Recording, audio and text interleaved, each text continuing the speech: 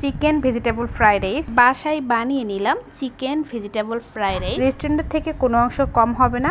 কম সময়ে আজকে আমি পারফেক্টভাবে চিকেন ফ্রাইড রাইস তৈরি করে দেখাবো। ফ্রাইড রাইস তৈরি করার জন্য আমি 1 কাপ চাল সেদ্ধ করে নিয়েছি। চালটা 80% সেদ্ধ করে নিয়ে পরিষ্কার কাপড়ে বিছিয়ে ফ্যানের নিচে দিয়ে রেখেছিলাম।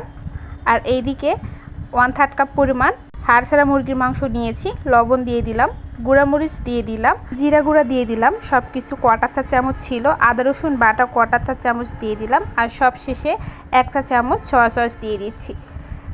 এখন সব কিছু ভালোভাবে মিশিয়ে নিতে হবে। সয়া সসে লবণ রয়েছে, লবণটা আপনারা একটু বুঝে দিবেন। মিশানো হয়ে গিয়েছে, এখন ফ্রাইড রাইস তৈরি করে নিব। চুলায় একটা প্যান বসিয়ে দিয়েছি, এর মধ্যে 2 টেবিল চামচ পরিমাণ তেল দিয়েছি আর ফেটে রাখা ডিম দিয়ে দিলাম। একটা বড় সাইজের ডিম এভাবেই আমি ফেটে নিয়েছি, সামান্য লবণ দিয়ে ফেটে নিয়েছি। এখন ভালোভাবে নেড়ে ছেড়ে ঝুরি করে নিতে হবে। ডিমটা প্যানে দিয়ে ভালোভাবে ঝুরি করে নিলাম, এখন উঠিয়ে নিব। আর এখানে দিয়ে দিব আগে থেকে ম্যারিনেট করে রাখা চিকেনগুলো দিয়ে ভালোভাবে নেড়ে ছেড়ে ভেজে নিতে হবে। চুলার আঁচটা হাই হিটে রেখে ভেজে নিতে হবে, তাহলে চিকেনগুলো থেকে অনেকটা পানি চলে আসবে। চুলার আঁচটা হাই হিটে রেখেই এই কাজগুলো করে নিতে হবে।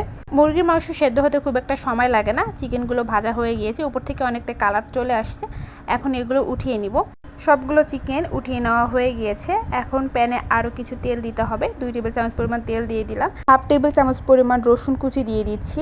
1 টেবিল চামচ পরিমাণ পেঁয়াজ কুচি দিয়ে দিচ্ছি।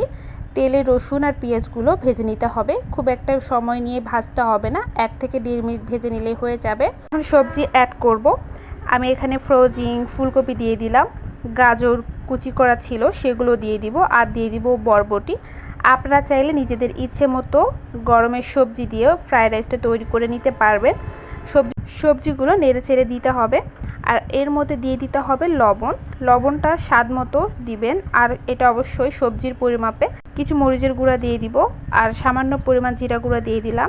চুলার আঁচটা আমি হাই হিটে রেখেছি, হাই হিটে সব কিছু ভেজে নিতে হবে। আর যে সবজিগুলো নরম সেগুলো পরে দিবেন। এখানে আমি একটা বীজের অংশগুলো বাদ দিয়ে টমেটো কুচি করে নিয়েছিলাম, সেটা দিয়ে দিব। সবজিগুলো কিন্তু 80% সেদ্ধ হবে। আর এখন সব কিছু সবজি মিশিয়ে নেওয়া হয়ে গেলে এখানে সেদ্ধ করে রাখা ভাতগুলো দিয়ে দিতে হবে। ভাতগুলো উপর দিয়ে দিলাম। এরপর দিতে হবে ভেজে রাখা চিকেনগুলো দিয়ে দিলাম। আর ভেজে রাখা ডিমের ঝুড়িগুলো দিয়ে দিতে হবে। আর সম্পূর্ণ রান্নাটা যদি হাই হিটে করা যায়, দেখবেন যে ফ্রাইড রাইসটা পারফেক্টভাবে হয়ে যাবে। আর ফ্রাইড রাইসটা একটু মিশিয়ে নিলাম। এর মধ্যে অ্যাড করতে হবে টমেটো সস। 1 টেবিল চামচ পরিমাণ টমেটো সস দিয়ে দিচ্ছি। আর 1 টেবিল চামচ পরিমাণ সয়া সস দিয়ে দিলাম। And soya sauce tomato sauce দিয়ে ভালোভাবে মিশিয়ে নিতে হবে। তবে লবণটা আপনারা টেস্ট করে দিবেন, যদি মনে হয় লবণ কম হয়েছে তারপরে লবণ দিবেন। ডিমের লবণ রয়েছে, চিকেনের লবণ রয়েছে, তবে লবণটা আমার কাছে কম লেগেছে, এই জন্য আমি এখানে আধা চা চামচ লবণ দিয়ে দিলাম আর 1 চা চামচ চিনি দিয়ে দিলাম। ফ্রাইড রাইস তৈরিতে অবশ্যই চিনিটা দেওয়ার চেষ্টা করবেন। বড় বড় রেস্টুরেন্টে খাইতে গেলে চিনির স্বাদটা অবশ্যই পাবেন। ফ্রাইড রাইস অনেক সময় আপনারা বলেন ঝরঝরে হতে চায় না। সেদ্ধ করার সময় ভাতটা 80% সেদ্ধ করে নেবেন, দেখবেন যে রান্না করার সময় চালটা নরম হয়ে যাবে না।